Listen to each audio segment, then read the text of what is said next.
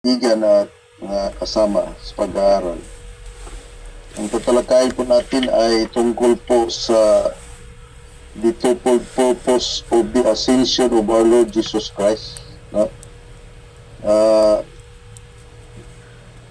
Hindi pa po siguro natin narinig itong mga pero sikapin ko po na may paliwanag itong ang purpose ng kung bakit ang Panginoong Jesucristo ay nag-ascend into heaven.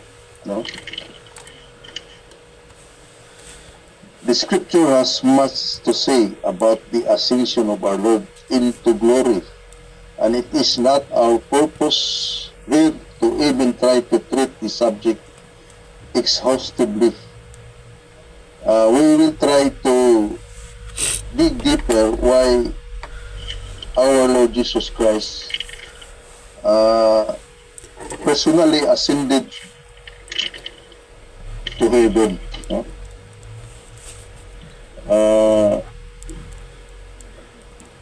Our one aim in this topic is to show how the subject must be studied.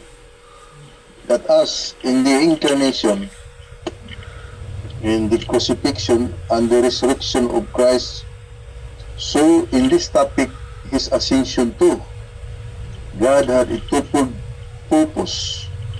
One made known in prophecy, the other kept secret until revealed by the ascended Lord himself through the Apostle Paul. No? We now know, for example, that our Lord ascended into heaven to become the glorious head of the church, which is his body. Indeed, that is all important to us as members of that body. But where, before Paul, do we find this purpose revealed? It was not been revealed in the prophetic program, even in the prophetic scriptures. This was not been revealed regarding the existence of the body of Christ, the church where we belong. Yeah, where before Paul they were rid of the body of Christ at all. Let us then learn the lesson not to anticipate revelation, not to let our studies in the scriptures be influenced by a vague notion that saints living before the revelation of some particular truth must have understood all about it. Nevertheless, ibig sabihin, yung mga naunang mga mananampalataya before Paul, before pa naging apostol ang ating Panginoon, ang ating apostol Pablo na tinawag ng Panginoong Jesucristo, ay wala tayong makikitang nakasulat tungkol sa layunin or purpose sa body of Christ. Dito lang natin ito makikita sa mga sulat ni Apostol Pablo na siyang apostol natin, at talagang tinawag siya ng Panginoong Diyos. Tinawag siya ng Panginoong Jesucristo nung ang Panginoong Jesucristo ay nandoon na sa langit. Hindi siya tinawag sa kanyang pagka-apostol habang ang Panginoong Jesucristo ay nandito pa sa lupa. Alam niyo kung bakit? Dahil iba po ang layunin ng pagka-apostol ng ating apostol na si Pablo. Iba ang kaniyang pagka-apostol. Kaya nga tinatawag natin itong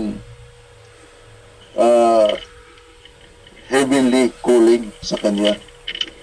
At kahit sa atin, ng mga sumasampalataya sa kaniyang mga itinuturo, ay ang pagtawag sa atin ay sabihin na natin na it is heavenly. No? Now we come to the ascension and prophecy. What then did the ascension of Christ mean to those who lived before the revelation of the mystery? What significance did the prophets attached to it? And what about our Lord himself and his 12 apostles? Did they give it the same significance?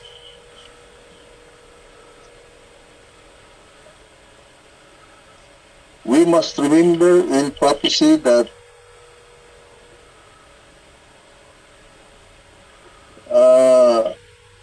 as it was written in Psalms 110 verse 1, where the Father invites the Son to a place at His right hand. Ang sabi dito, the Lord said unto my Lord, sit thou at my right hand until I make thine enemies thy footstool.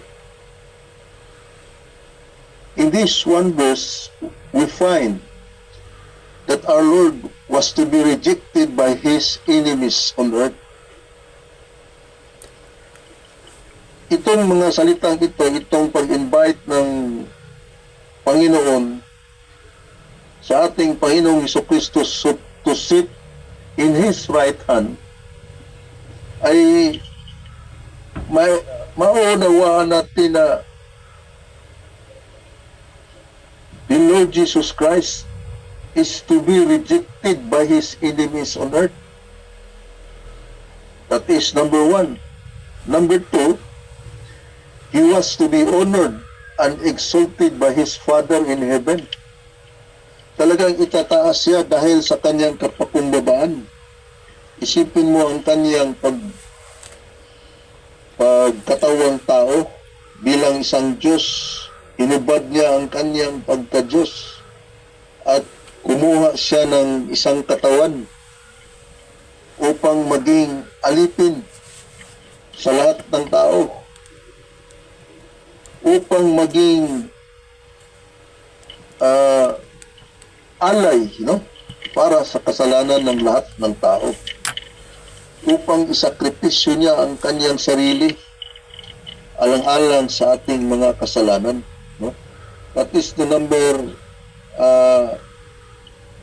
two. He was to be honored and exalted by His Father in heaven.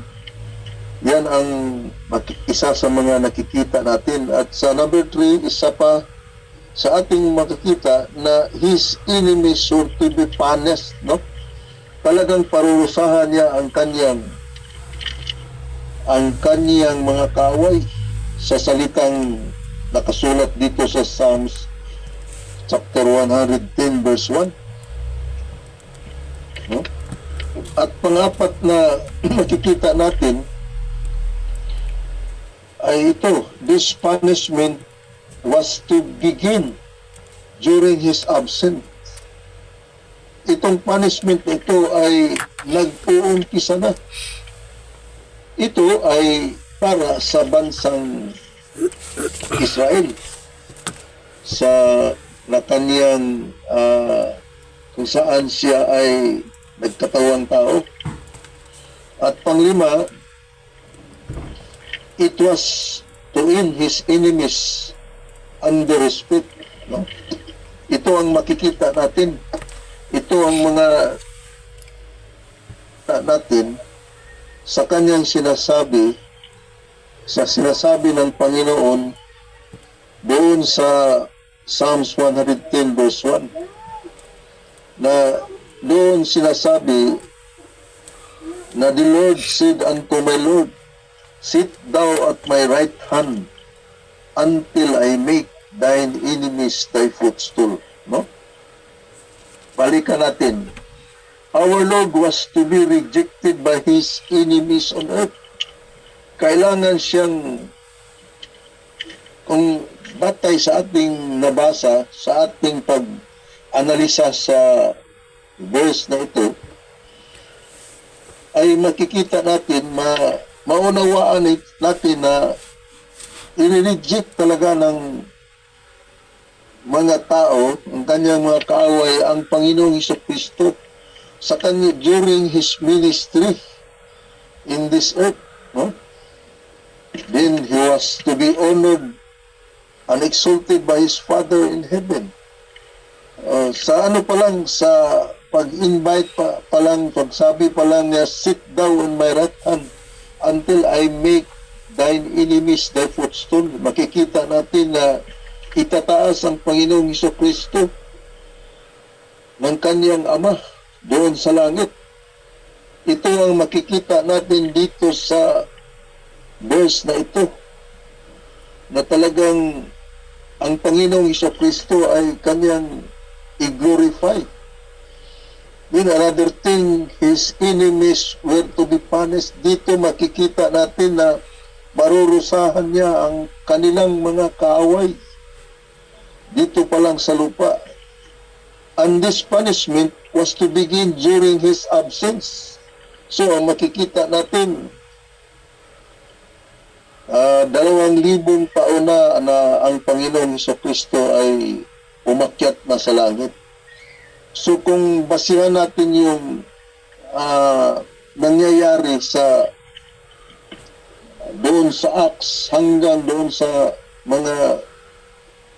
katapusan ng sulat ni Apostol Pablo, makikita natin na talagang pinarusahan niya ang kanyang bansang Israel na nag-reject sa kanya.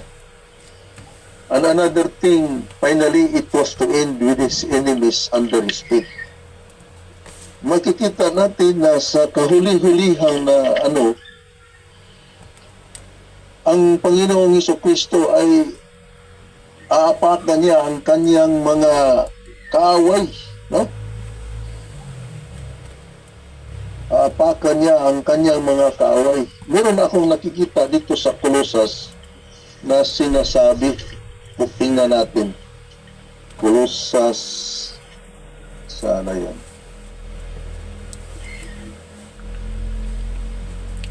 No, hindi pala sa Romans pala, Romans. Saan ba yun, na aapatan natin yung kalimutan ko yung saan na yun, sa tingnan kong sandali.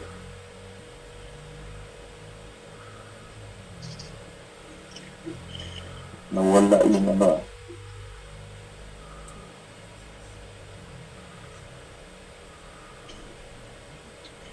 sandali lang.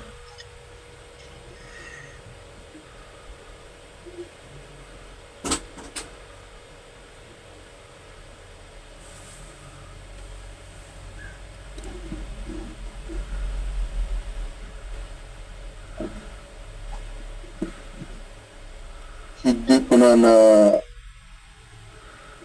nalaala kung saan yun, nasa Colossus, nawala yung notes ko sa sandali.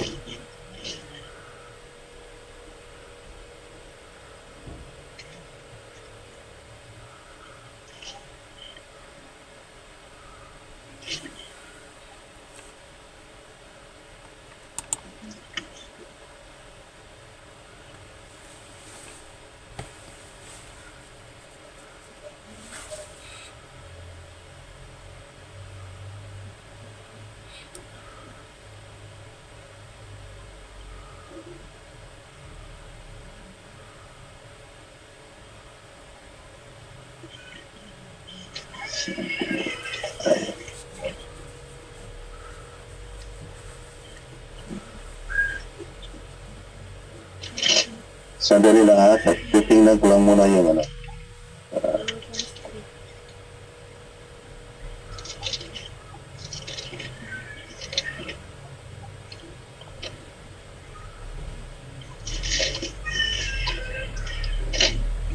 kalimutan ko yung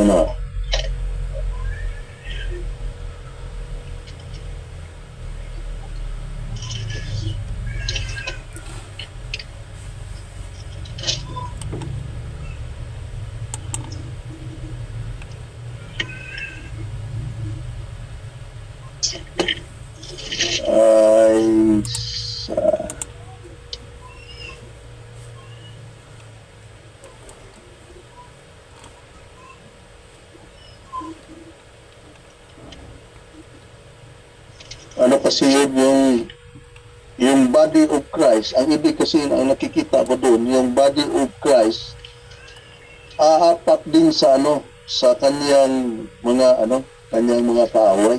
Yun ang nakikita ko doon. Sa at tapos nawala kasi yung draft ko na hindi ko na mismo tuloy sa pagmadali kanina.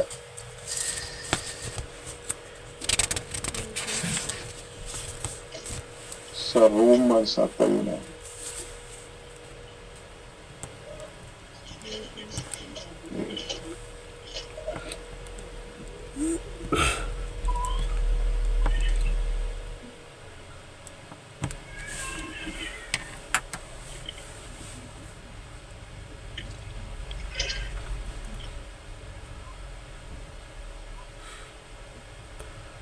Ipagpaliban na natin yun. Basta, ang tenor noong sinasabi doon, nakalimutan ko yung verse ng asadrap ko na yun. Ang doon, yung body of Christ, aapat din sa doon sa kaaway ng Panginoong Jesucristo. Yun ang doon, punto doon. This is perhaps the clearest Old Testament prophecy of the Ascension and the reason behind it. Tingnan natin yung Psalm 68, no? Puntahan natin yung Psalm 68. Meron kasing sinasabi dito.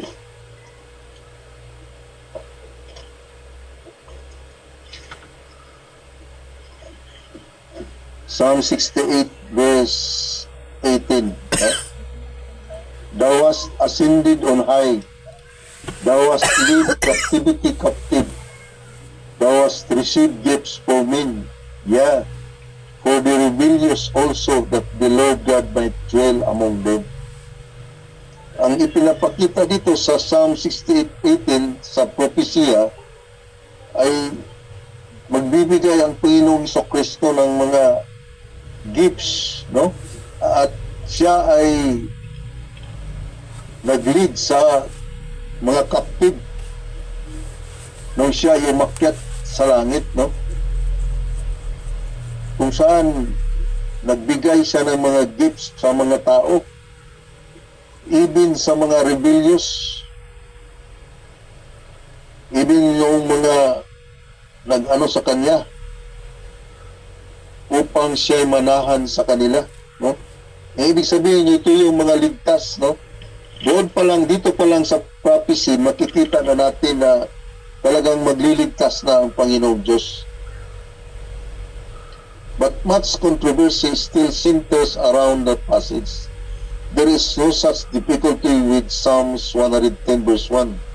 There, in the clearest language, the psalmist indicates the Father's displeasure over the rejection of His Son and His determination to punish His enemies.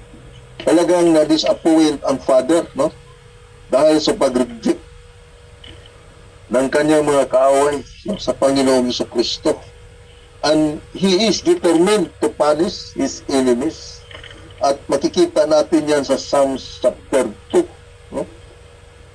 Tingnan natin yung Psalms chapter 2. Sabi dito sa Psalm chapter 2, why do the heathen rich and the people imagine a vain thing? The kings of the earth set themselves, and the rulers take counsel together against the Lord and against His anointed, saying, let us break their bands asunder and cast away their cords from us. He that sitteth in the heavens shall laugh, the Lord shall have them in derision. Ito yung ipinapakita sa sa Psalms chapter 2 na talagang ipaparusahan ng Panginoong Diyos ang kanyang mga kaaway. It is as if the Father had said to the Son, they will not have thee on earth, come then and sit at my right hand until I punish them for rejecting thee. But this man, after he had offered one sacrifice for sins forever, sat down on the right hand of God, from henceforth expecting till his enemies be made his footstool. No, pupunta na tayo sa ano. Ito ay in line sa prophetic purpose ng Panginoong Jesucristo. There was another reason, however, why our Lord ascended into heaven. It was that He might send the Holy Spirit in preparation for His return in glory. We must not forget that in prophecy, the outpouring of the Holy Spirit was to precede the punishment of Christ's enemies and the ushering in of the day of the Lord. Ito'y makikita natin sa Joel, no, chapter 2. Tingnan natin yung Joel, chapter 2. Basahin natin, ha. Dali. Joel, chapter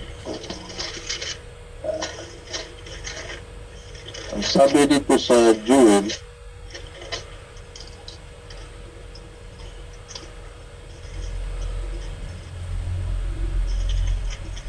Joel.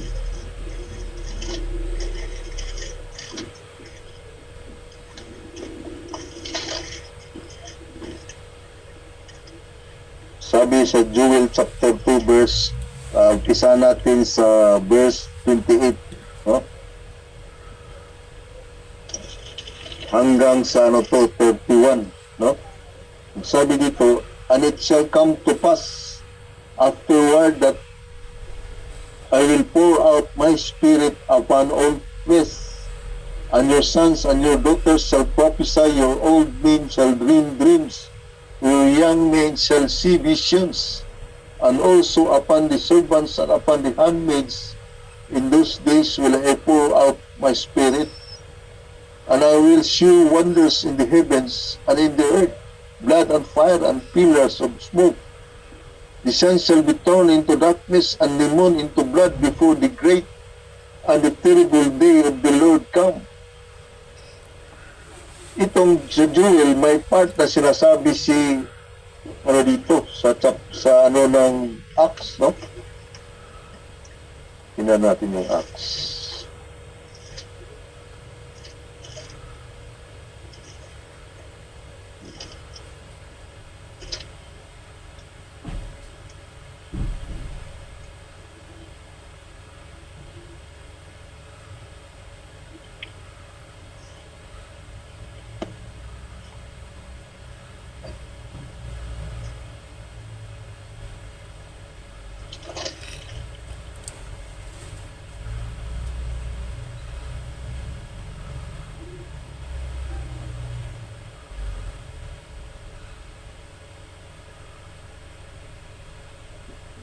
Itong nakasulat sa Joel ay sinabi ito ni Apostol Pedro dito sa Book of Acts, no?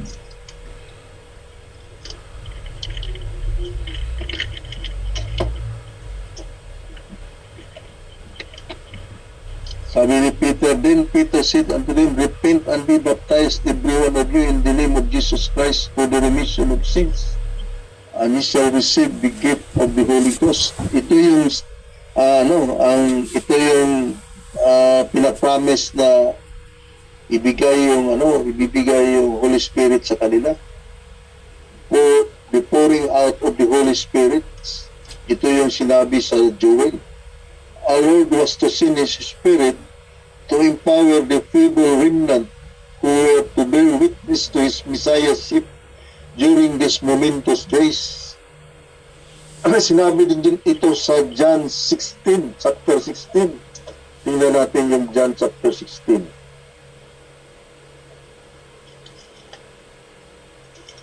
John chapter 16, verse 7. Sabi dito, nevertheless, I tell you the truth, it is expedient for you that I go away. For if I go not away, the Comforter will not come unto you. But if I depart, I will send Him unto you.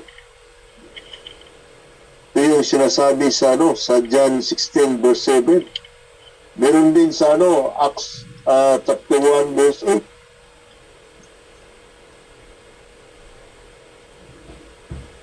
Sabi dito sa Acts chapter 1 verse 8, but ye shall receive power after that the Holy Ghost is come upon you, and ye shall be witnesses unto me both in Jerusalem and in all Judea and in Samaria and unto the uttermost part of the earth.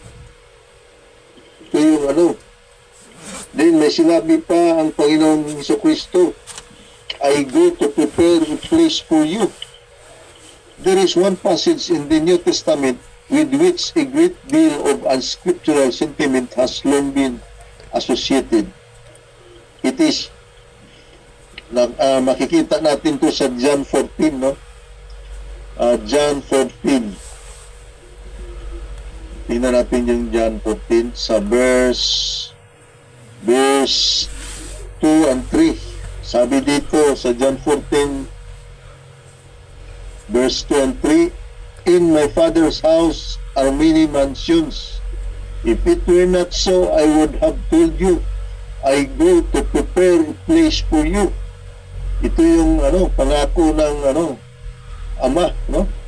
And if I go and Panginoong Jesucristo, and if I go and prepare a place for you, I will come again and receive you unto myself, that where I am, there ye may be also. Ito yung sinasabi ng Panginoong Jesucristo na ini-interpret ito ng ibang mga kunyari naniniwala sa rapture na iba naman ang kanilang basihan. Ito yung verse na ito ginagamit nila. Na ito dahil na magkakaroon daw ng rapture. Pero hindi sila makapag-cite ng mga verses sa mga sulat ng Apostol Pablo. Hindi ito ang kanilang ipinapakita. Ang sinasabi na, I go to prepare a place for you. At saka lang daw ang ira-rapture kung makaprepare na ang Panginoong Jesucristo doon sa langit. Na sinasabi ng na in my Father's house are many mansions. Na samantalang hindi naman ito yung hindi naman ito kung titingnan natin itong mga mansion na ito ay hindi ito heavenly. Ito ay dito lang po sa lupa. No? Sabi ito, and if I go and prepare a place for you, I will come again and receive you unto myself, that where I am, there ye may be also. Na isasama daw ang mga naliligtas na mga tao dito kung makaprepare na ang Panginoong Jesucristo ng lugar para sa mga taong niligtas niya. At ito ang mga verse na ginagamit. Ito sa John 14 na hindi naman ito tungkol sa rapture. Pag sinabi ng in my Father's house are many mansions, hindi ibig sabihin na sa langit ito. If it were, sabi nga if it were not so, I would have told you, I go to prepare a place for you. Ang sinasabihan dito ay yung mga remnant na mga view, yung mga itong little flock, ang pinagsabihan dito ng Panginoong Jesucristo. Na ito naman ay hindi heavenly. Base sa ating hindi ito heavenly, ito yung lugar na kung saan doon sa templo na marami doong mga sabihin natin ng mga rooms na siyang tinitirhan ng mga nagsiserve sa temple, yung especially yung sa mga Levites, no? Ang Israel kasi ay pinangakuan na ng kingdom of priest. Hindi yung ang pamansang Israel ay gagawing kaharian ng mga pari. At doon sa kaharian na yun, nandoon yung mga mansions. Hindi ito ipinapangako para sa body of Christ. Para lang ito sa mga little flock, yung mga tinawag ng Panginoong Jesucristo nung siya nandito pa sa lupa. These words are still interpreted by many to mean that in some way the ascended Lord is now preparing mansions in heaven for his people to dwell in, and that when these mansions are ready, he will return to catch away his own and bring them to heaven, to the places prepared for them. And this is believed by thousands of pre-millenarian fundamentalists. But they have forgotten that the rapture of the body was a mystery revealed years later through Apostle Paul, kung saan nakikita natin sa 1 Corinthians 15 verse 51 and 52. Our Lord told his disciples nothing of this present age of grace or of the catching away of the church of this age. He prepared them for the great tribulation and his return to earth to reign with them. He said, Behold, I send you forth as sheep in the midst of wolves. Be ye therefore wise as serpents and harmless as doves. But beware of men, for they will deliver you up to the councils, and they will scourge you in their synagogues. And ye shall be brought before governors and kings for my sake, for a testimony against them and the Gentiles. But when they delivered you up, take no thought how or what ye shall speak, for it shall be given you in that same hour what ye shall speak. For it is not ye that speak, but the Spirit of your Father, which speaketh in you. And the brother shall deliver up the brother to death, and the father the child, and the children shall rise up against their parents, and cause them to be put to death. And ye shall be hated of all men for my name's sake, but he that endureth to the end shall be saved. But when they persecute you in this city, flee ye into another, for verily I say unto you, ye shall not have gone over the cities of Israel till the Son of Man be come. Ito ay makikita natin sa Matthew chapter 10, verse 16 to 23, na ito ay ipinapakita na sa panahon ito ng tribulation, mga kapatid, hindi ito sa hindi bahagi dito ang body of Christ. Ito ay para sa mga remnant na pinili ng Panginoong Jesucristo nung siya na dito pa sa lupa. Kasi ang sabi dito, but he that endureth to the end shall be saved. Kung sino lang yung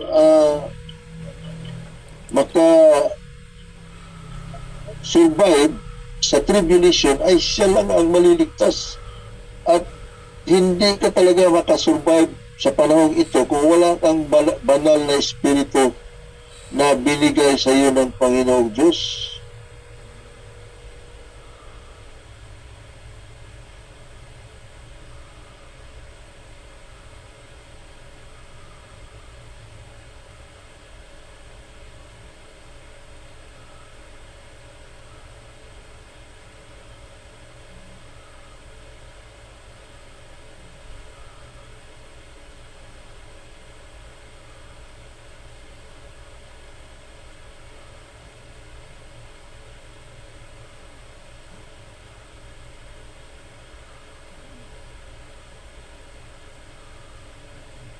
Of those days shall the sun be darkened, and the moon shall not give her light, and the stars shall fall from heaven, and the powers of the heavens shall be shaken.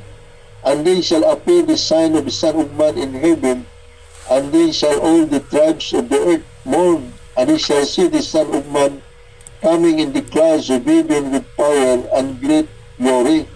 Ito'y makikita natin sa Matthew 24, verse 27 to 30. No? Ito'y tribulation, panahon ito ng tribulation, great tribulation. Hindi pa ito nangyayari, mga kapatid. Alam niyo kung bakit hindi pa ito nangyayari? Ito lang ang mangyayari pagkatapos ng ma-rapture ang body of Christ, pagkatapos tayong kukunin ng Panginoong Jesucristo. Pagkatapos niyan, babaling ang babaling ang Panginoon sa rayunin para sa bansang Israel. At ito ang makikita nila, ito yung maano nila, yung Great Tribulation. Maganda sana kung meron tayong yung chart at makikita nyo kung saan banda talaga mangyayari sa sa layout ng ating Bible, no? Ang tribulation ay mangyayari lamang pagkatapos ng rapture, no? Matapos kukunin mo na yung member ng body of Christ ayon sa mystery na inireveal kay Apostol Pablo bago mangyari ang Great Tribulation doon sa bansang Israel. Itong mga sinabi sa Matthew 24, sa Matthew 10, no? Ito ay comparison of the words with Peter's Pentecostal address, no? Should make it very clear that the apostle were not looking for the rapture, but for the return of Christ to reign. Ito yung ang hanapin ng mga mananampalataya ay ang paghahari ng Panginoong Jesucristo dito sa lupa. At bago yan mangyayari, makadanas muna sila ng tribulation. No? Nandiyan pa ba kayo? Please po. Sana ito yung sinabi ni Peter ni Apostle Peter doon sa Pentecost. They began their ministry at Jerusalem as they were commanded, but never succeeded in covering the cities of rebellious Israel. Indeed, God in much His love interrupted the program. Ito kasi kung tatanggalin nyo yung sa chart kasi merong age of yung sinatawag na But Now program. Kung tanggalin nyo yung But Now program, continuous yan yung ng Israel. Yung programa ng Israel mula sa pagkapako sa Panginoong Jesucristo sa krus. Kung tatanggalin yung But Now program, idugtong yung tribulation at saka yung ito yung makikita natin, no? Ang Panginoong Diyos ay nag-interrupt, no? Kaya pag-interrupt niya, pinutol niya yung programa sa prophecy at isiningit yung programa ng mystery na na-reveal kay Apostol Pablo. Kaya ng Panginoong Jesucristo ay may dalawang purpose. Ang purpose para sa prophecy at ang purpose para sa mystery. Kaya yung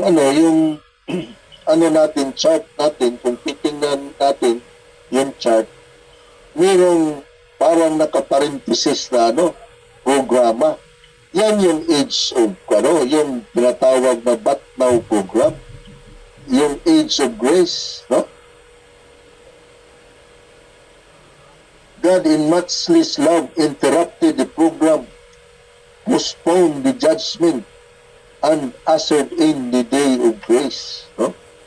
After this parenthetical dispensation is over, God will take up His work with the favored nation again, and when the cities of Israel have received the message, Messiah will return to reign over them. But this is prophecy concerning Israel and the nations, not the mystery of the body of Christ. If we believe, as so many do, that the body of Christ began at Pentecost under the so-called Great Commission, hindi po yan totoo. Hindi nag-umpisa ang body of Christ sa Pentecost. We could find no justification whatever for the doctrine of the rapture. This blessed doctrine rests squarely upon the mystery revealed to Apostle Paul. Our Lord promised the 12 a kingdom on earth. pinapanakuan ang 12 apostoles ng Panginoong Jesucristo ng kaharian dito sa lupa. Hindi tayo kasali dyan. Hindi tayo bahagi dyan. Not yung kingdom on earth, it is not a home in heaven. Nor did the saints before that time look forward to going to heaven. Hindi sila pinapangakuan ng lugar doon sa langit. This is a hope reserved for the members of the body of Christ. Para sa atin yan.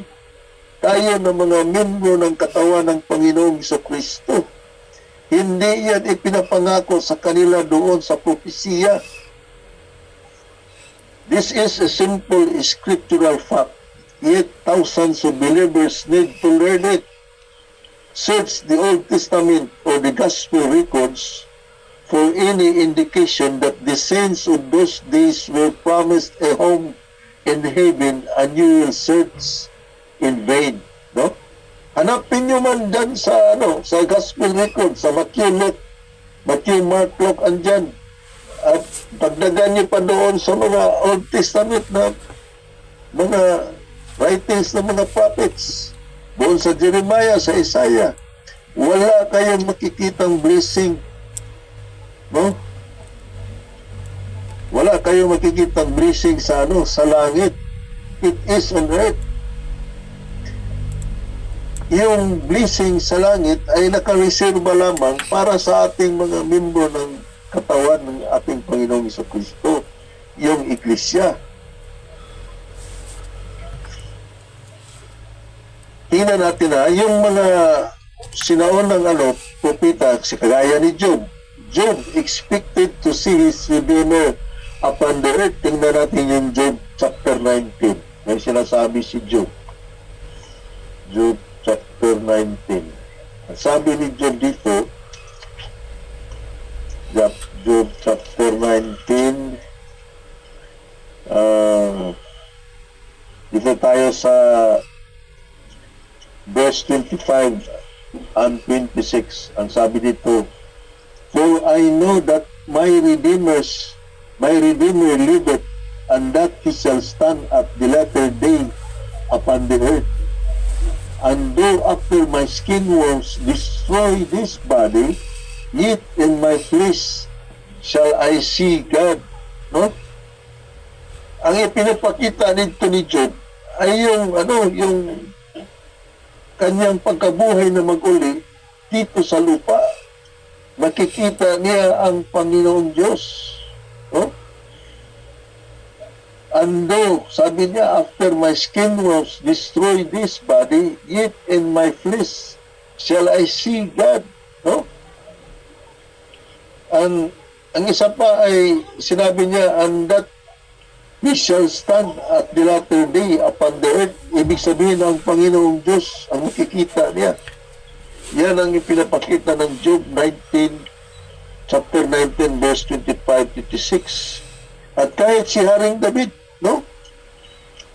David sang in many of his psalms about Israel and the redeemed nations rejoicing on earth. Punta tayo sa Psalms 96, no? Psalms chapter 96.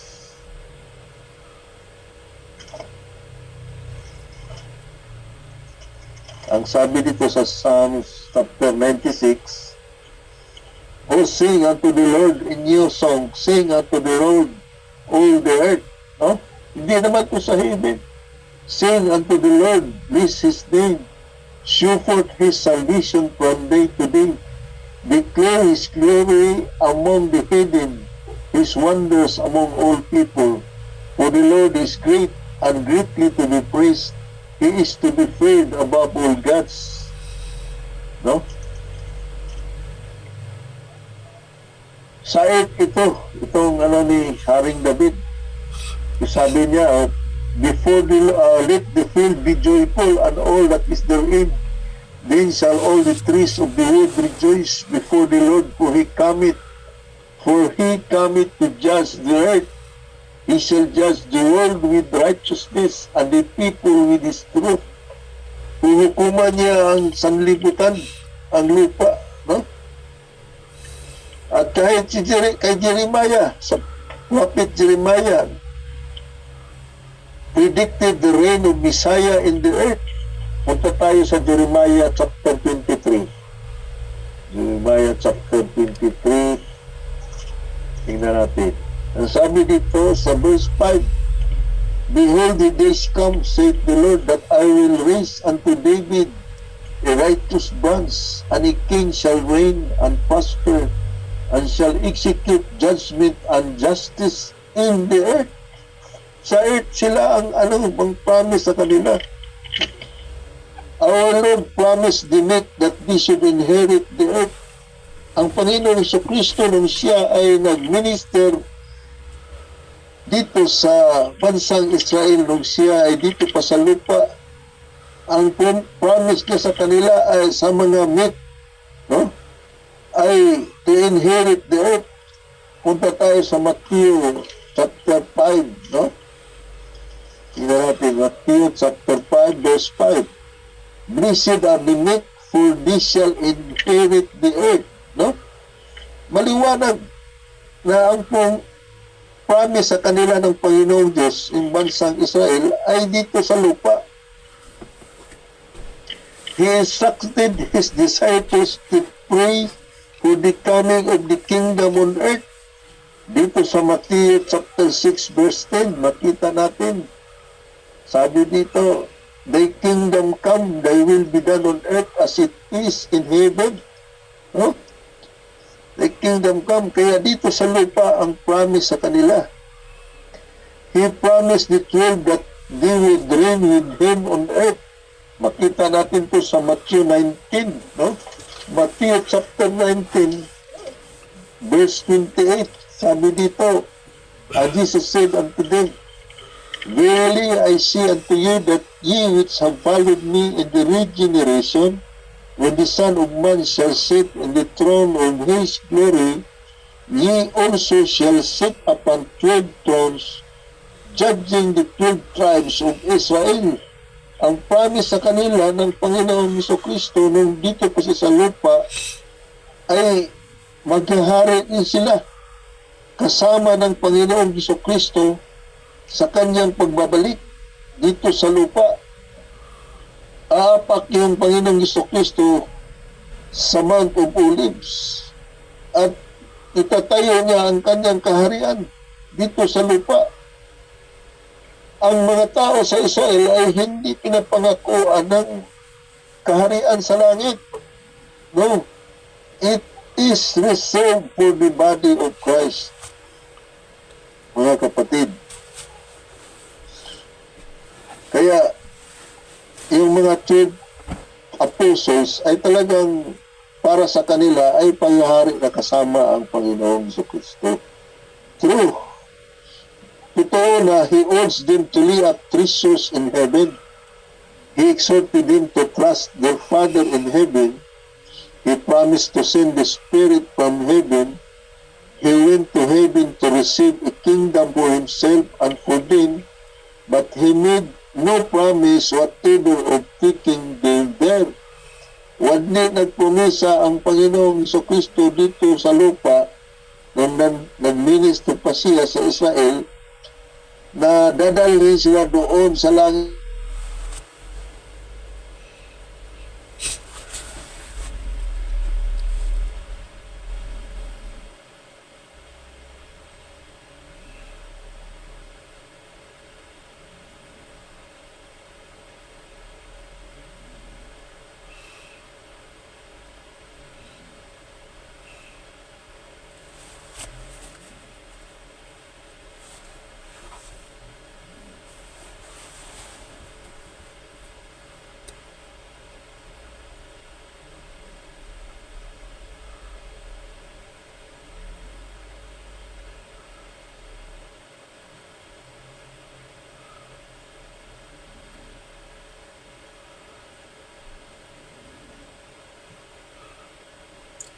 Wala.